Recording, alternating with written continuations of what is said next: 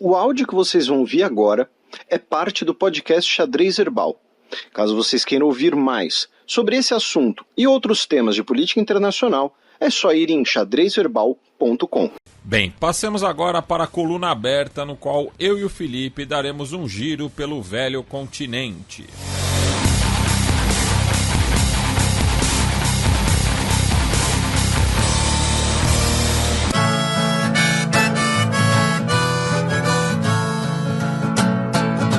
Coluna aberta. Biden ameaça Putin com sanções e outras medidas se Ucrânia for invadida. Pois é, meu caro Matias, né? Programa passado a gente falou, né, que talvez tivesse ter que falar um pouco mais desse assunto ainda e tal. Vamos lá, tivemos nessa semana, né, uma cúpula virtual por videoconferência entre o Joe Biden e o Vladimir Putin para discutir, obviamente, né, a Ucrânia e, em menor grau, também a crise com Belarus. Qual a discussão sobre a Ucrânia? Até teve ouvintes nossos, né, que ficaram até um pouco chateados, falando assim, podendo começar a Terceira Guerra Mundial e vocês falando de Honduras e tal. A gente sempre, desde o início do programa lá, anos atrás, né, a gente sempre falou que esse negócio de Terceira Guerra Mundial e tal, sempre tem uma dose de sensacionalismo, né? Então, eu lembro que teve um programa nosso que estava o mundo todo em pólvora, né? Todo mundo exacerbado, um monte de canal no YouTube falando Terceira Guerra Mundial por conta do caça russo que foi abatido pela Turquia, né, por conta de operações na Síria. E a gente fez o programa falando, olha, Turquia e Rússia se bicando, historicamente falando, é uma terça-feira qualquer, né? E foi o que aconteceu, não deu em nada, pelo contrário. A execução do Soleimani também, acho que esse foi o mais.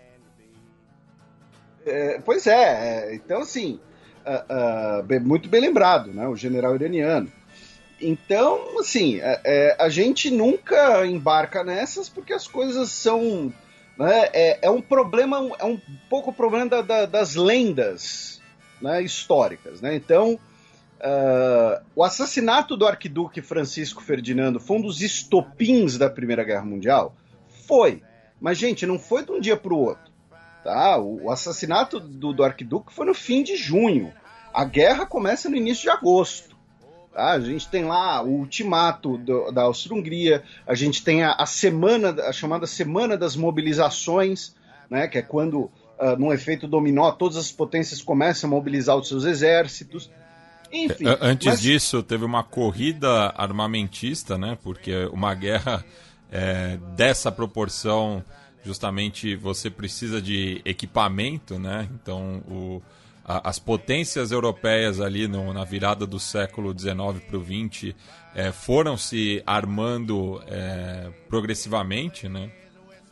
Pois é, muito bem lembrado, né? Ninguém vai para a guerra do dia para a noite se não tiver já armada, né? Então assim, mas qual a origem dessa tensão? O fato de que a Rússia tem concentrado suas forças militares, né, na fronteira ucraniana. Isso é fato.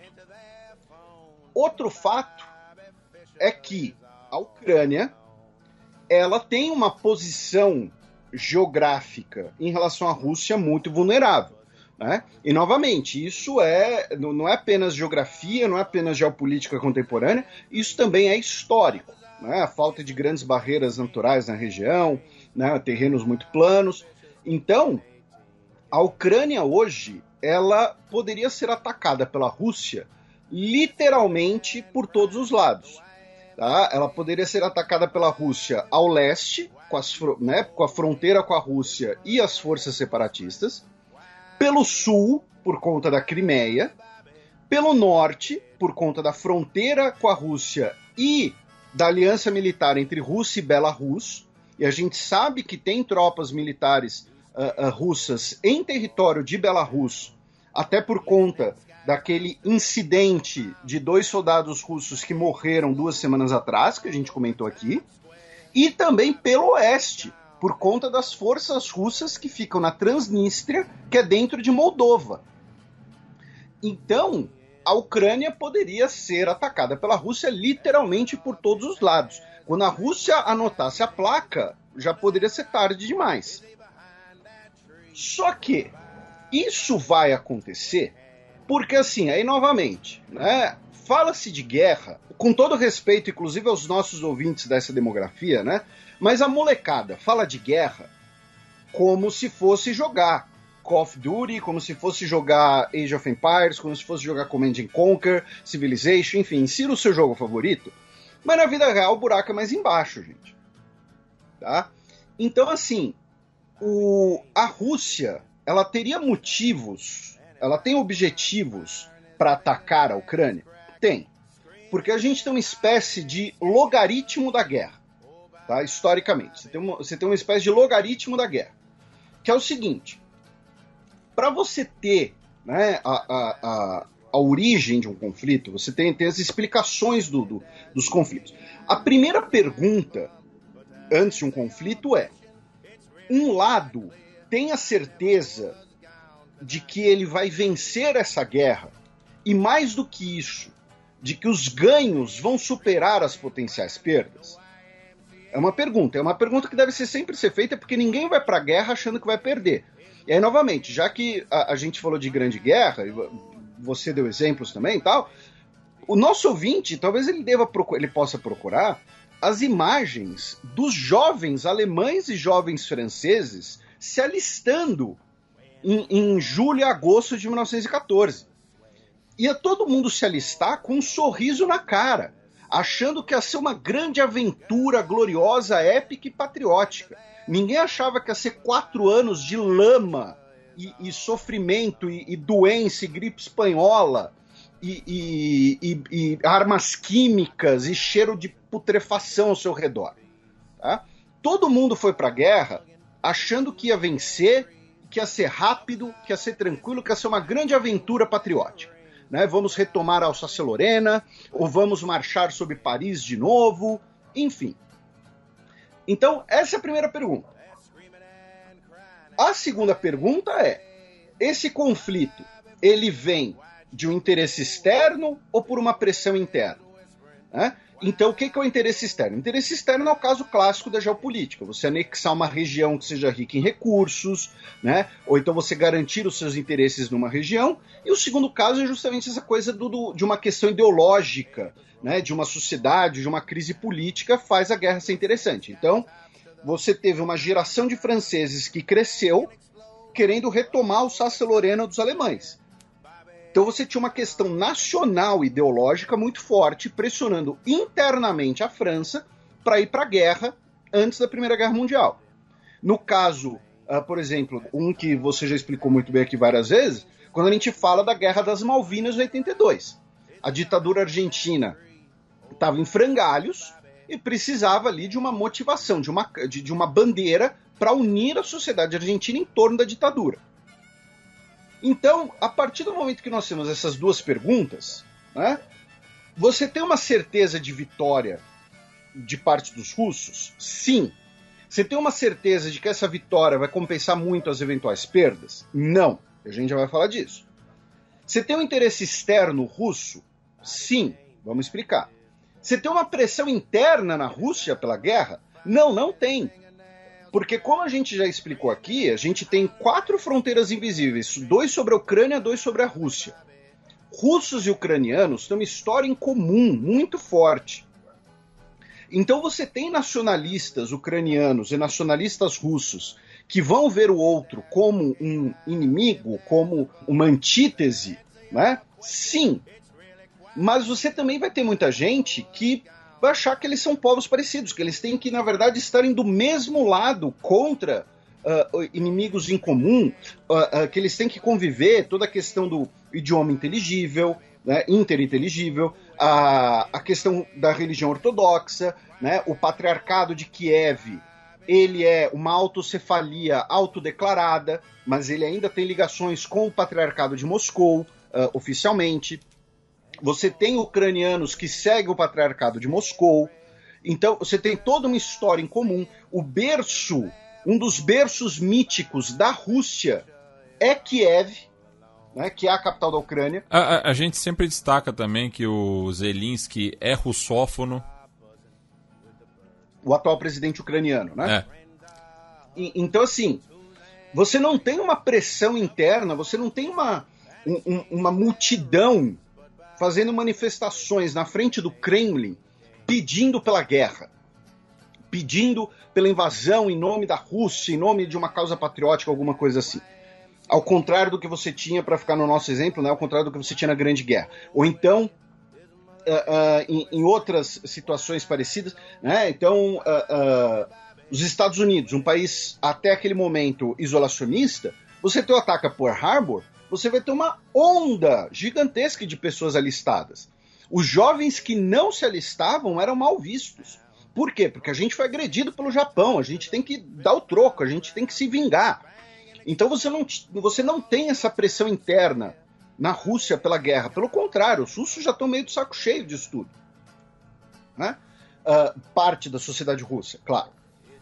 E aí a gente tem, então, o cálculo, né, de que essa vitória seria sustentável ou não. Porque eu falei, é uma guerra que pode ser vencida? Sim. Os benefícios vão superar os custos? Não é possível dizer isso. Por quê? Primeiro, você tem os custos de uma eventual ocupação, porque quando se fala, a Rússia entrou em guerra com a Geórgia em 2008, então a Rússia está disposta a ir para a guerra. Gente, a Ossétia do Sul, né, que é o território internacionalmente reconhecido como da Geórgia, mas é uma população próxima da Rússia, e é um território que de fato faz parte da Federação Russa, tem 50 mil habitantes. E assim, o tamanho é o tamanho de um município do interior de São Paulo. A Ucrânia é o maior país da Europa, localizado exclusivamente na Europa. Né? Se você somar a Guiana Francesa com a França, aí tudo bem, mas é roubando. Né? Tem um cheat code aí. Mas a Ucrânia é o maior país da Europa. Ocupar a Ucrânia, ocupar um pedaço da Ucrânia não é como ocupar a Ossétia do Sul. Tá? Não é como ocupar... sei lá, a Caxemira, para sair um pouco da região.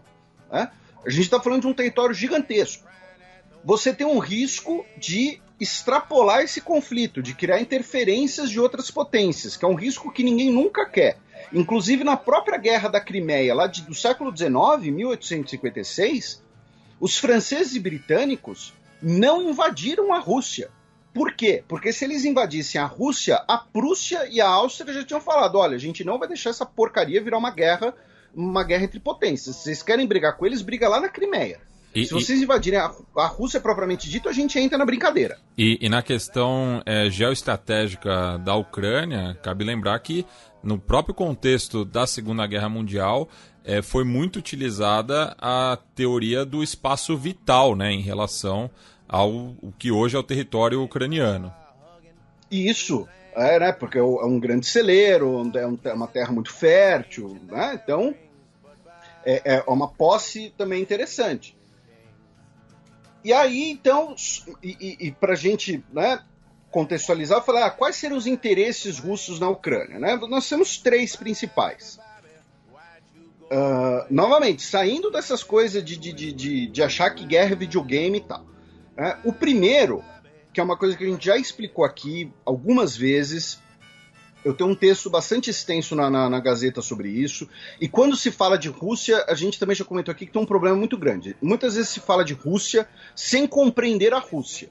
Se fala de uma caricatura feita ou do Putin, né, da Rússia do Putin, ou então como se ainda fosse a União Soviética, né, aquelas pessoas que ligam Rússia a comunismo / União Soviética, o que são 2 erros.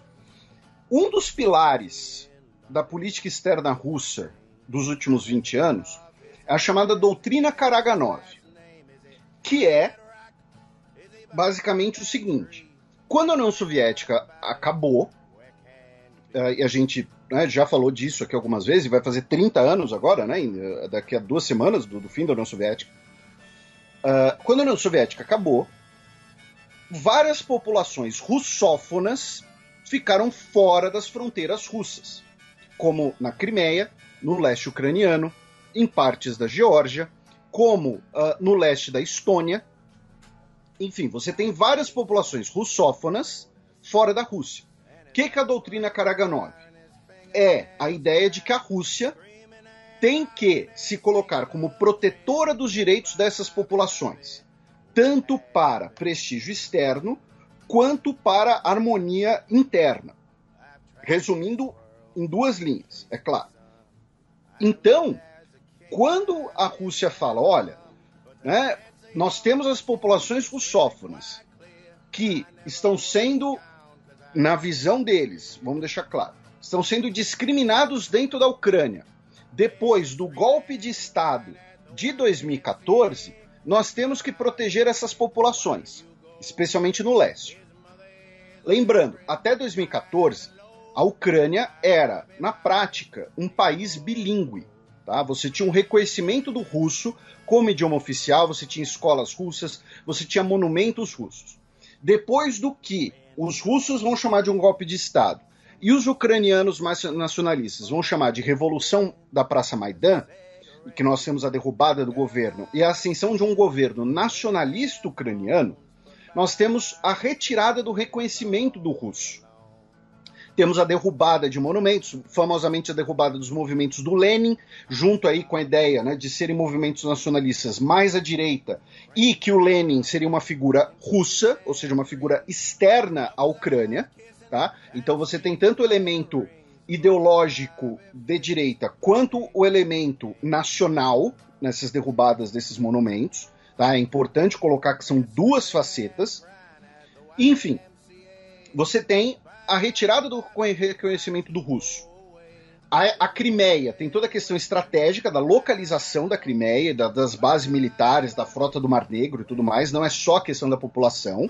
Tá? Mas no leste da Ucrânia e em outras regiões você tem essa questão da população russófona, a população que se identifica como russa, mas vive dentro da Ucrânia, e que são pessoas que vivem ali há 2, 3, 4 gerações, porque Rússia e Ucrânia fizeram parte do mesmo país por basicamente 4 séculos, ininterruptos, sem a gente falar de período medieval.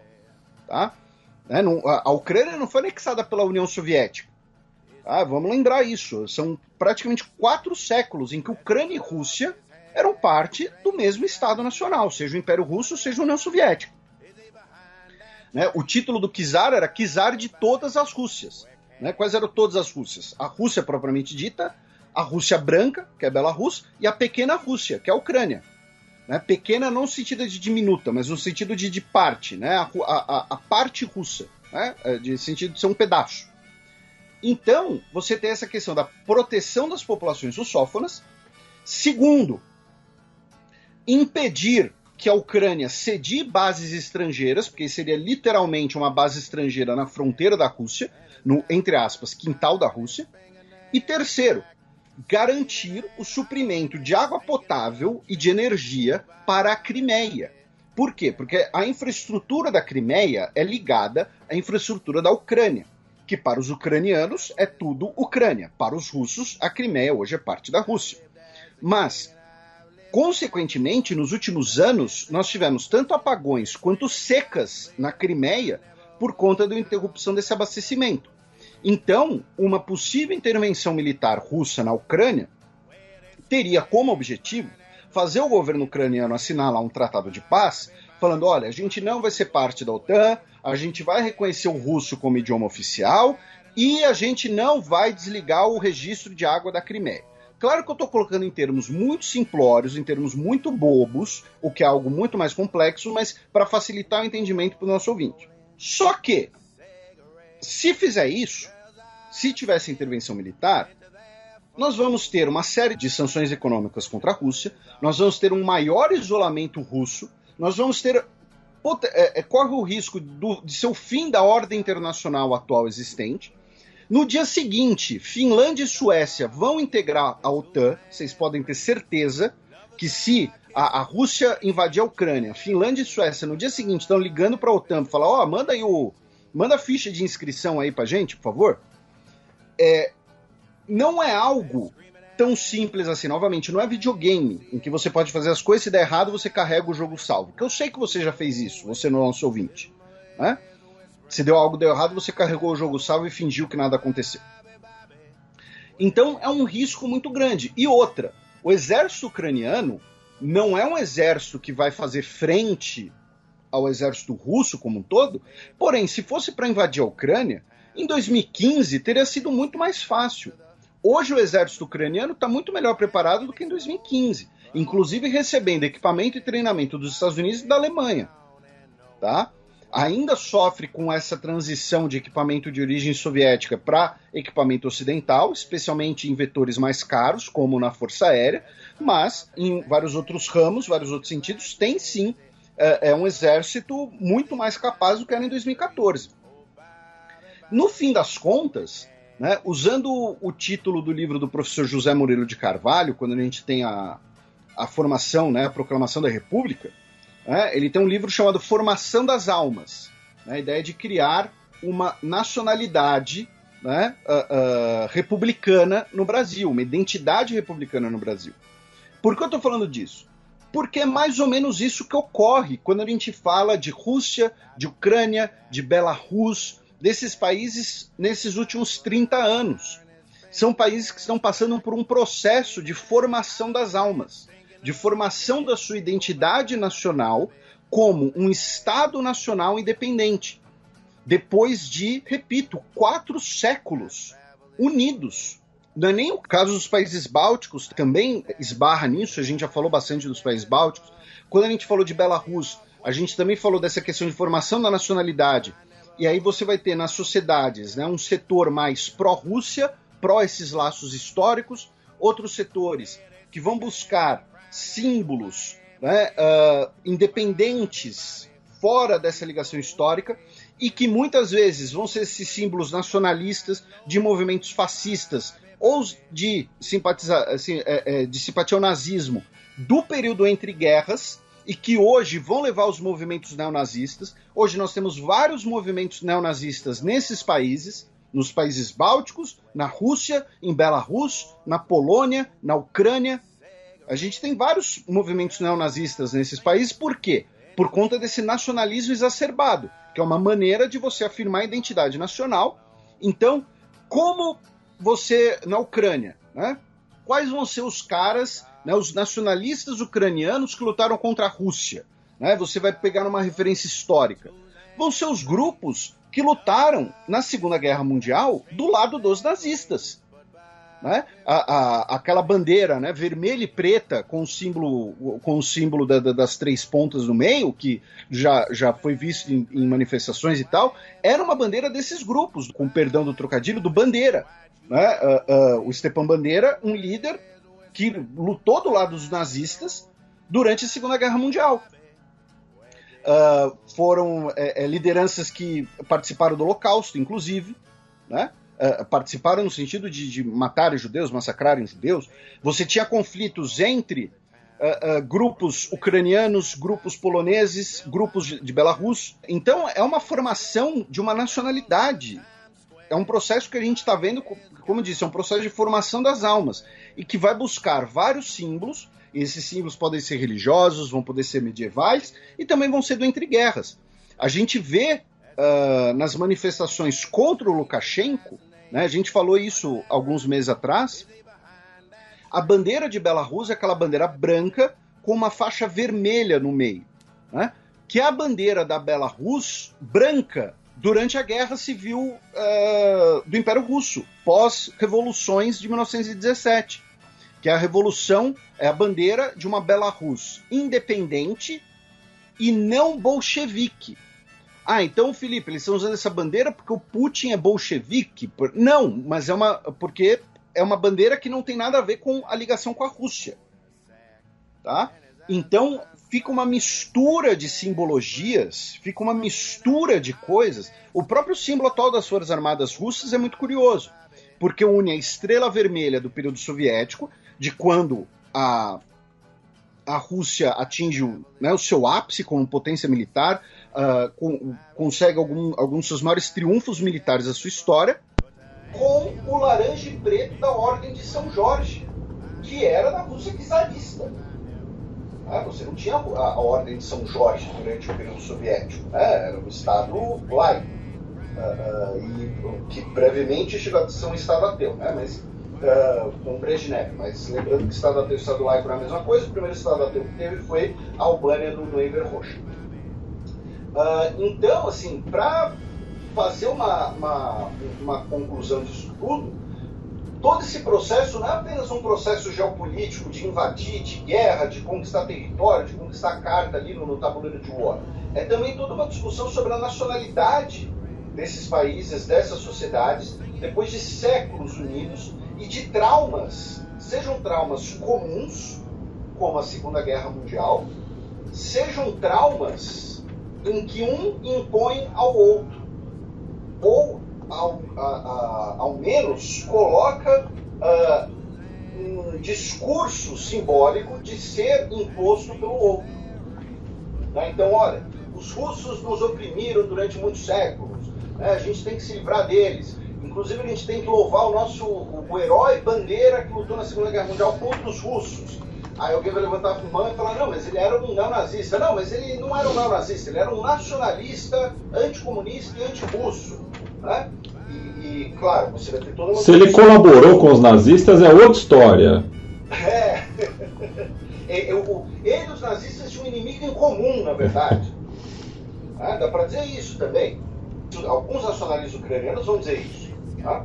Então, é um processo muito mais buraco embaixo, né, do que simplesmente ser uma guerra. Não é que nem os Estados Unidos invadiu o Afeganistão, que para 99% dos cidadãos dos Estados Unidos é uma coisa quase alienígena, né, até 2001, claro.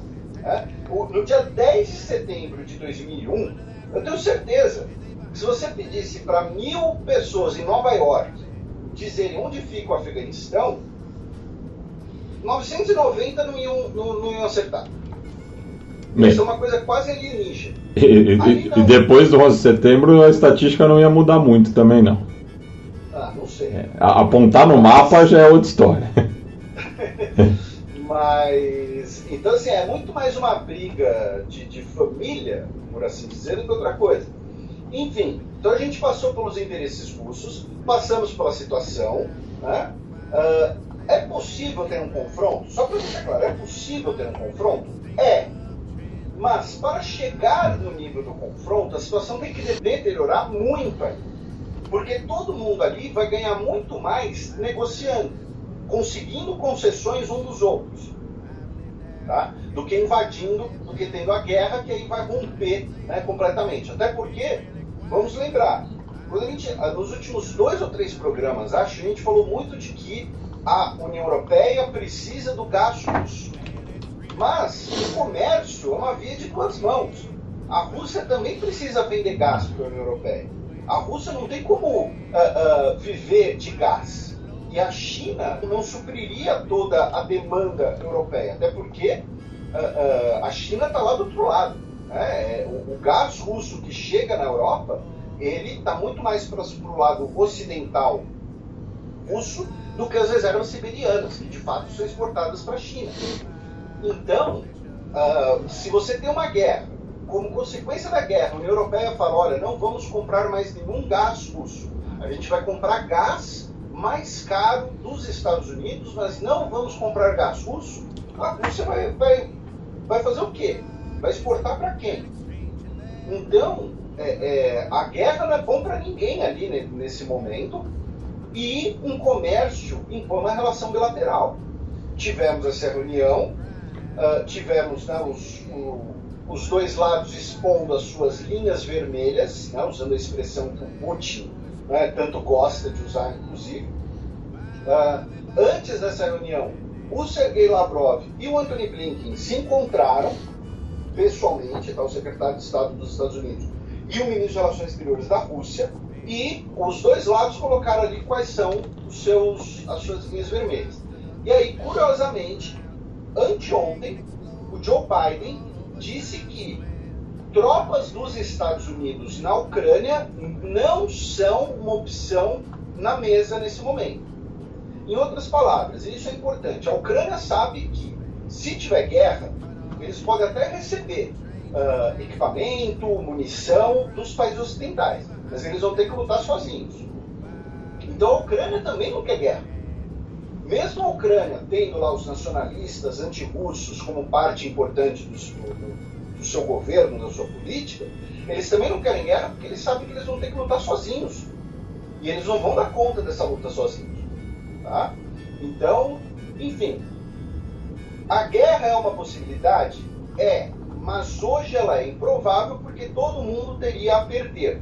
Não existe nenhum grande movimento pró-guerra e não existe nada que faça de um conflito uma certeza de ganhos para lado nenhum. Tá? Resumidamente. Até porque, repito, o buraco é mais embaixo.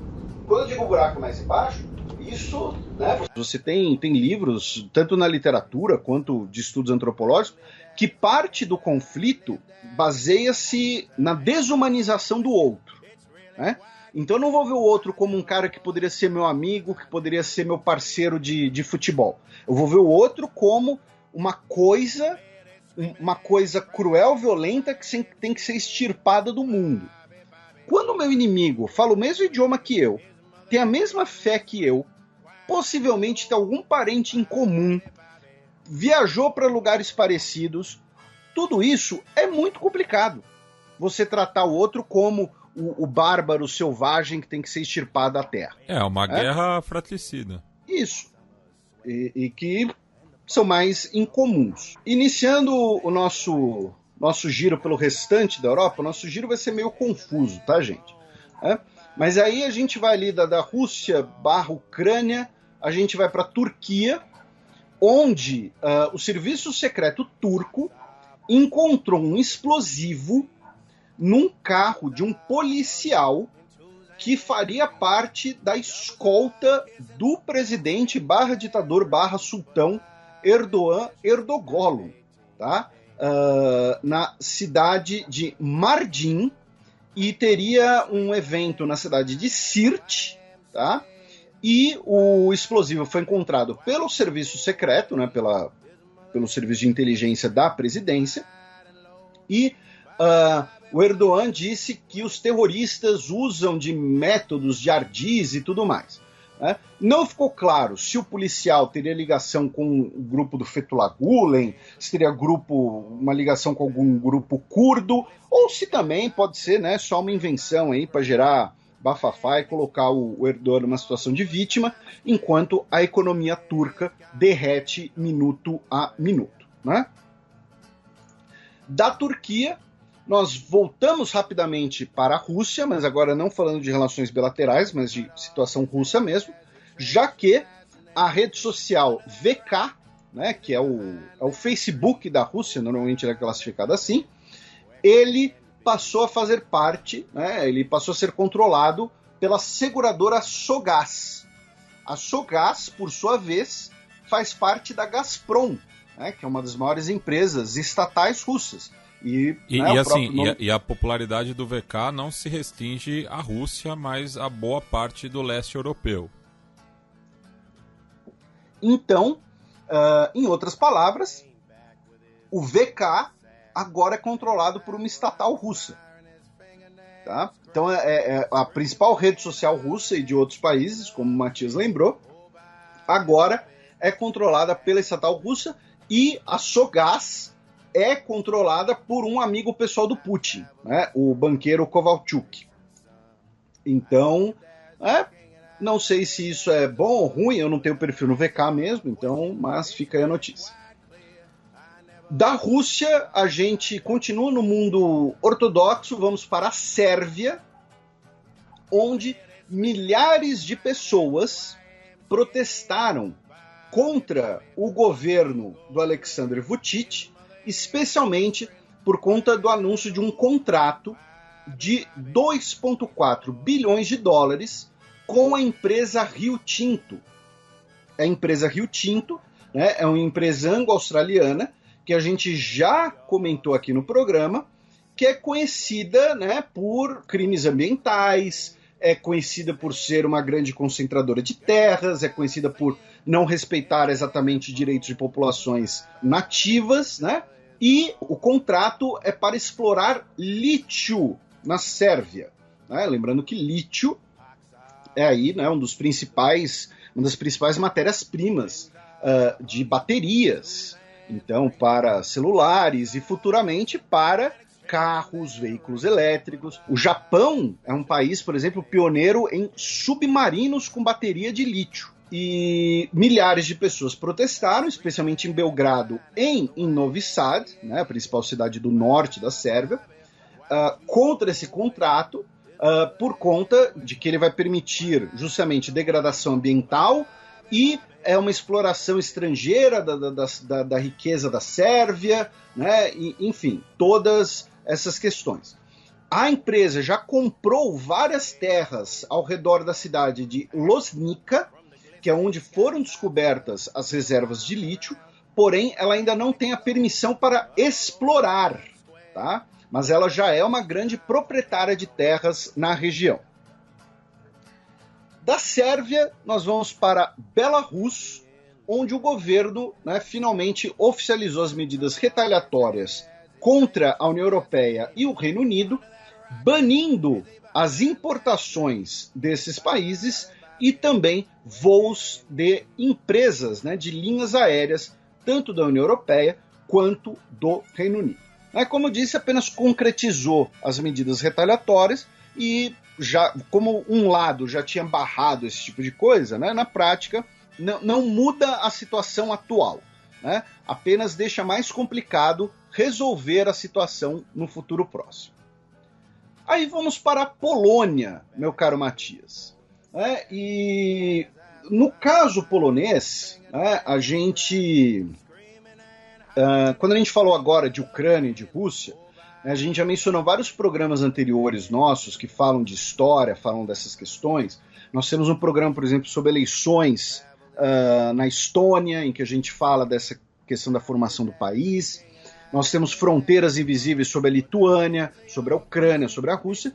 E nós temos um programa em que a gente discute o antissemitismo na Polônia, com a participação da nossa querida Tupá Guerra, no estúdio na época, né, quando ainda existiam essas coisas, por conta né, daquela reclamação da Polônia em relação a uma série na Netflix que falava da participação polonesa no Holocausto, né, e de campos de extermínio poloneses, né, que não seriam campos de extermínio poloneses, mas na Polônia.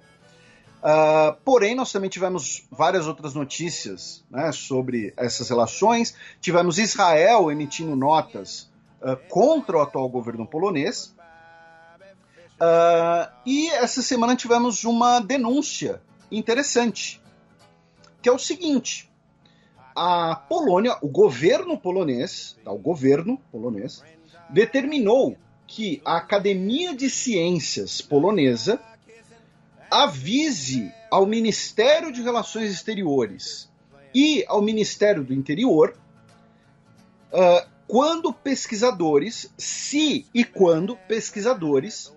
tiverem laços ou receberem financiamento de outros pesquisadores ou institutos israelenses, afirmando que apenas ali só para saber de financiamento estrangeiro, contatos com pesquisadores estrangeiros e tal. Porém, nesse atual contexto, no contexto dos últimos anos, né, quando nós tivemos um cemitério histórico judaico na Polônia virando estacionamento, todo esse tipo de coisa, sou um pouco suspeito, né? Então, tá aí. Se o integrante da Academia Polonesa de Ciências, por exemplo, estiver escrevendo um artigo em coautoria com um pesquisador israelense, ele tem que notificar as autoridades. Ou então, se ele receber ali financiamento, ele tem que notificar as autoridades. E os críticos dessa determinação... Financiamento israelense, no caso, né? Exatamente. Por autoridade, por instituições israelenses, esse tipo de coisa. E, segundo os críticos dessa nova determinação, é uma maneira de tentar barrar, desincentivar pesquisas sobre o colaboracionismo polonês com nazistas, né, sobre movimento de colaboração. A gente não está falando que todo polonês colaborou com o nazismo, pelo contrário, tá? A gente teve um movimento de oposição. Polônia foi um país ocupado, foi um país que sofreu violências, foi um país que foi completamente destruído durante a guerra, tá? Novamente, a gente tem um programa que a gente discute isso mais a fundo. Da Polônia, vamos para a Alemanha, né? Ou para alguns alemães nacionalistas, a gente continua na Alemanha, né? Ou para alguns poloneses mais nacionalistas, talvez dependendo da região, né? Continua na Polônia, né? Se a gente voltar lá para o século XVI, alguma coisa assim. Tivemos, né, a posse do Olaf Scholz, né, como o primeiro-ministro da Alemanha, né? A cerimônia em que, com 395 votos, ele se tornou o primeiro-ministro alemão, com o acordo, né, da coalizão semáforo entre os sociais-democratas, do SPD, os verdes e os liberais amarelos do FDP. A Merkel, né, foi muito homenageada, recebeu lá uma salva de palmas, né, recebeu lá um buquê de flores e tudo mais. É uma coalizão inédita, inclusive, importante lembrar. Eu só queria mencionar que sacanearam a Merkel. Porque fizeram essa cerimônia no dia 8 de dezembro.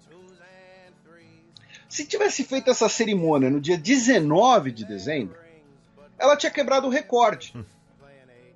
O recorde, então, continua sendo do Helmut Kohl, que foi o primeiro-ministro da Alemanha por 16 anos e 26 dias.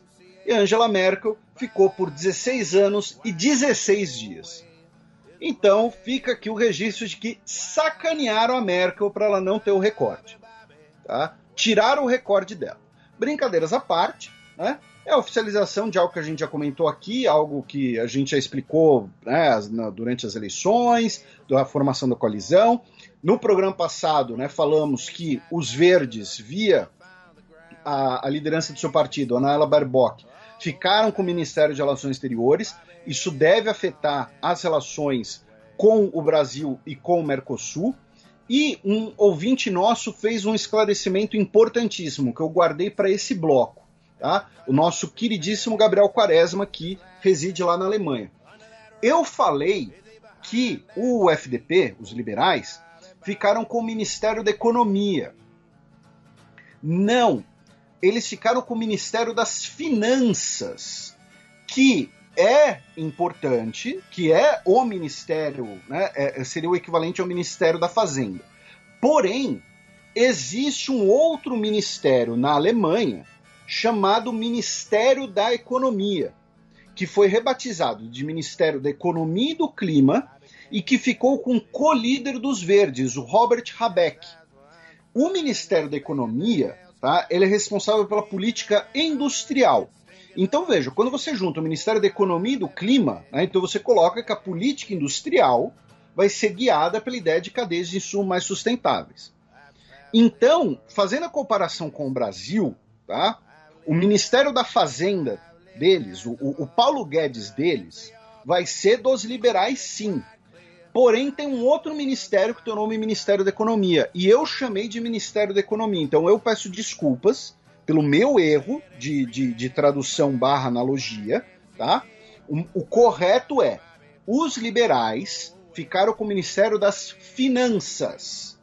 E o Ministério da Economia e do Clima. E esse Ministério da Economia é responsável pela política industrial, ou seja, não é responsável por questões de meta de inflação, de juros, de câmbio, essa coisa mais técnica da macroeconomia.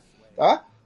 O Ministério da Economia e do Clima vai ficar com Robert Habeck. E fica a sugestão pessoal aí da Alemanha rebatizar então para Ministério da Indústria. Então, Felipe, deixa eu ver se eu entendi. Então, tanto no Brasil quanto na Alemanha, quem cuida das finanças são os FDP. Você fez o trocadilho. Tava pingando aqui na área. Tava pingando mesmo. Inclusive, né, nós fomos citados no perfil do Paulo Guedes Bot, né? 1 trilhão taxando o xadrez herbal. Deve ser por minuto, né? Então, né, só para fazer melhor essa explicação. Aí a gente cruza a fronteira com a Áustria, onde teremos aí o terceiro chanceler em 2 meses, porém, né, na prática, ele é o segundo, já que o Karl Nehammer foi empossado depois ali do período interino, né, do Alexander Schallenberg, já que o Sebastian Kurz era o primeiro-ministro, o chanceler. Ele renunciou em outubro, depois de anunciar que ele era alvo, né, daquela investigação sobre suborno para cobertura positiva na imprensa, que começou lá com a história, né, em Ibiza, lá do cara que abriu demais a boca na frente da loirona lá, e foi filmado. E aí o que aconteceu? Semana passada, como a gente repercutiu aqui, o Kurz anunciou a sua aposentadoria da política. Com isso, o próprio Partido Popular Austríaco, que é o Partido Conservador da Áustria, fez uma eleição interna para definir a sua liderança, e quem venceu foi o Kalner Hammer. Tá? Então, recapitulando, a gente teve o Alexander Kurz, que foi o que venceu a eleição.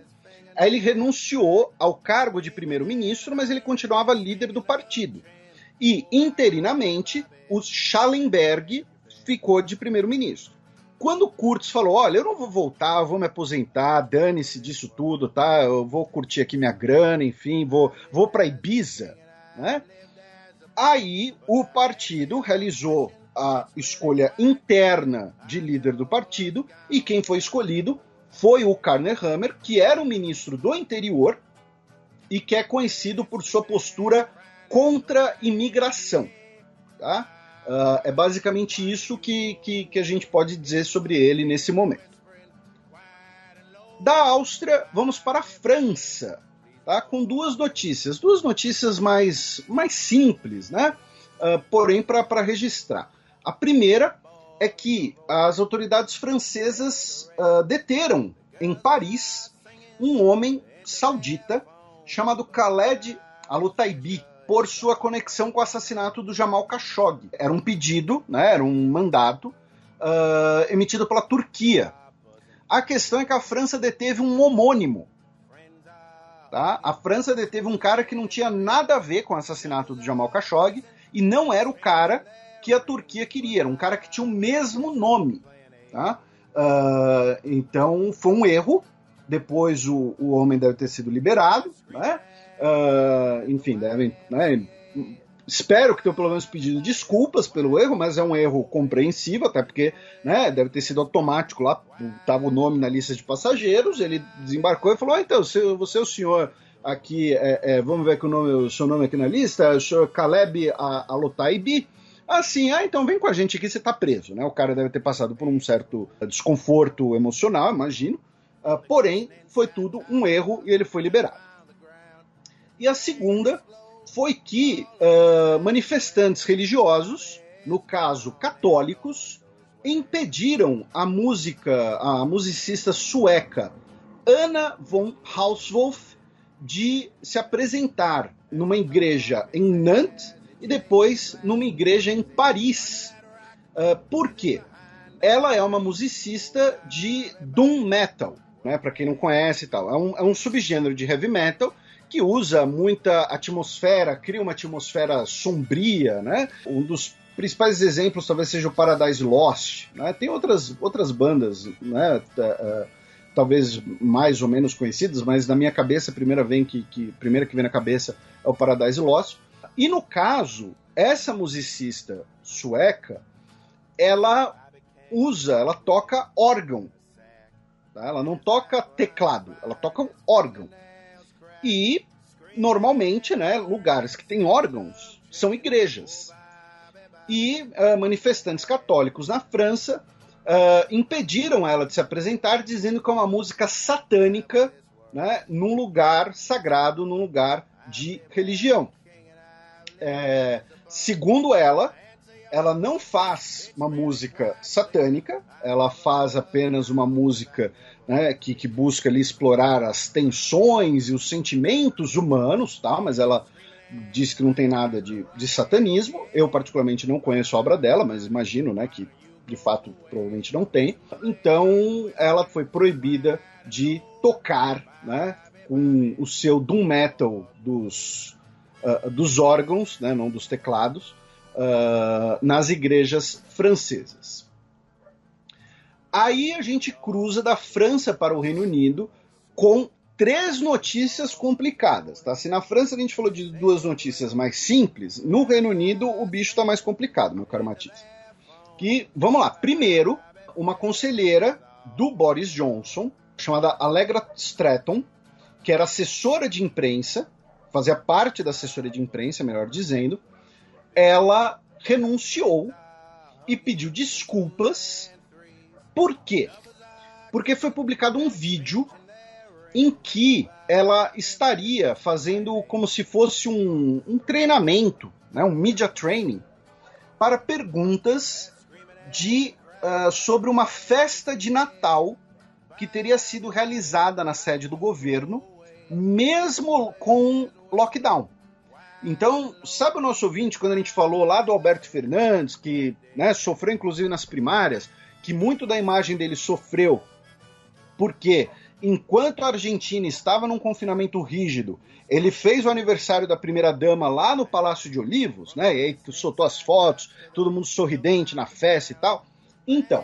O Olivos não chega nem a ser palácio, né? É chamado de quinta, é como se fosse uma casa de campo. É a Granja do Torto. É, a Granja do Torto portenha. Bonarense, na verdade. E a Allegra Stratton, ela estava lá fazendo esse media training para essa pergunta. E ela dá risada, ela tira sarro, enfim. E é o que acontece, o vídeo vazou, né, porque imprensa britânica, lá vaza tudo, lá tem uns tabloides e tal. Ela renunciou dizendo que o seu comportamento não foi adequado, porém que aquela situação não existiu, que era uma situação fictícia para o media training, né, que não teve festa de Natal no final de 2020. Não teve convescote natalino do gabinete do primeiro-ministro, tá? O Boris Johnson, a filha dele nasceu, né, já tinha tido o anúncio, já tinha um tempo, né? A segunda filha dele com a atual esposa, a Carrie, que no início do governo dele era namorada e tinha toda aquela questão moralista, se ela poderia residir na residência oficial ou não. 7º filho e filha do Boris Johnson, né? Ele levou a sério Crescei-vos e Multiplicai-vos. Ele disse que ordenou a investigação para tomar ações disciplinares caso seja constatado que regras foram quebradas. Ele disse que garantiram-me pessoalmente que não houve festa e que nenhuma regra foi quebrada. Enfim, que a situação do vídeo teria sido uma situação fictícia criada para o media training. Tá? Mas tem aí agora o debate sobre se teve convescote natalino no governo Boris Johnson ou não. A segunda notícia foi que um delator do Foreign Office, tá, do Ministério de Relações Exteriores britânico, revelou, né, para a imprensa, tá, com documentos, que a evacuação de pessoas aprovadas pelo governo britânico do Afeganistão foi um desastre, que centenas de pessoas que tiveram sua retirada aprovada continuam no Afeganistão, que muitas delas já devem ter sido mortas pelo Talibã e que o governo britânico não estaria fazendo nada, tá, para resgatar essas pessoas. Tá? O Dominic Raab, que é o secretário de Relações Exteriores, né, o ministro de Relações Exteriores, disse que isso é uma falsidade, que o Reino Unido já já tirou do Afeganistão cerca de 15 mil pessoas em 2 semanas e que ele não vai emitir desculpas, tá, pelos procedimentos protocolares, pelos procedimentos burocráticos. Porque uma das denúncias do delator foi que muitas pessoas que tiveram a sua evacuação aprovada simplesmente ficaram travadas na burocracia por conta dos requerimentos necessários. Porque imagina só, você é um cara que trabalhava de intérprete para soldados britânicos no Afeganistão. Aí você tem a sua retirada aprovada. Aí você chega lá no aeroporto e falam, tá, mas você tem que trazer o formulário XB preenchido, o formulário Y2 carimbado e também 2 fotos 3x4 datadas e não sei mais o que. E o governo britânico, mais do que pedir esses documentos, teria, ao ter recebido documentos incompletos, simplesmente emitido o pedido pelo resto dos documentos. Em vez de falar, olha, tá bom, a gente entende que você está fugindo do Talibã, que você deixou tudo para trás, então não deu tempo de você tirar lá a foto ou o documento, então embarca aí e depois a gente vê isso, qualquer coisa a gente te deporta. Né? Não.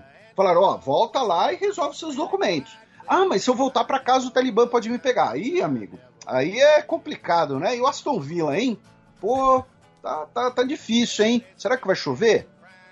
Então, o Dominic Raab disse que não vai pedir desculpas pelos procedimentos burocráticos. O chefe do Comitê de Assuntos Exteriores da Câmara dos Comuns disse que vai pedir por testemunhos, que pode abrir uma investigação.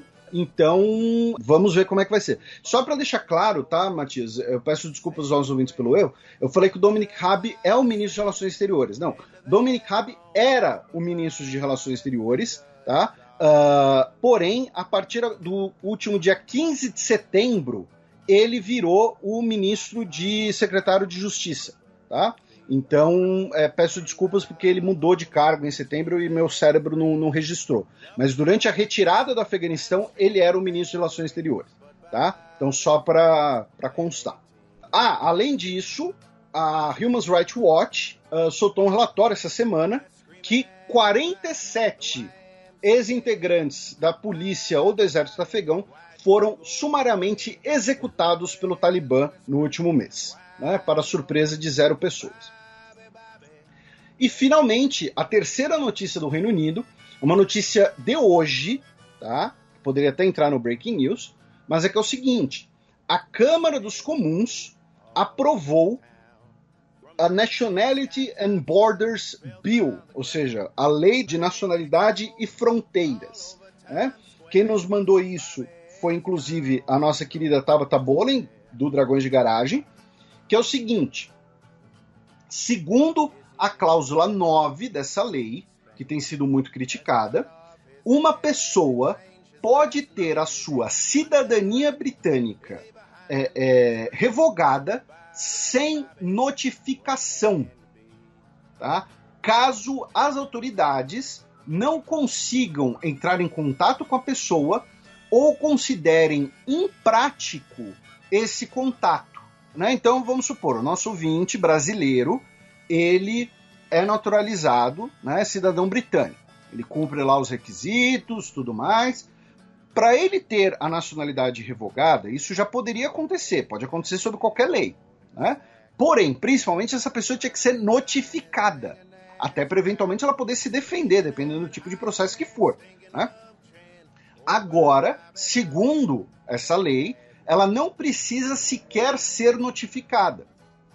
Segundo as autoridades, isso vai permitir tirar a cidadania de pessoas relacionadas a grupos terroristas. E a gente já explicou aqui que muito se fala de questões migratórias na Europa, mas quando se fala, por exemplo, da maioria das pessoas que fazem parte de grupos extremistas britânicos e que têm origem estrangeira, eles são cidadãos britânicos, normalmente de origem paquistanesa, indiana, de Bangladesh, Somali, de lugares que foram parte do Império Britânico.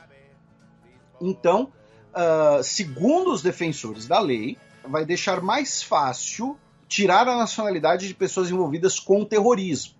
Tá? Agora a lei vai para a Câmara dos Lordes, que é um grande carimbão, né? Porque a Câmara dos Lordes não faz nada, a não ser gastar o dinheiro do contribuinte britânico.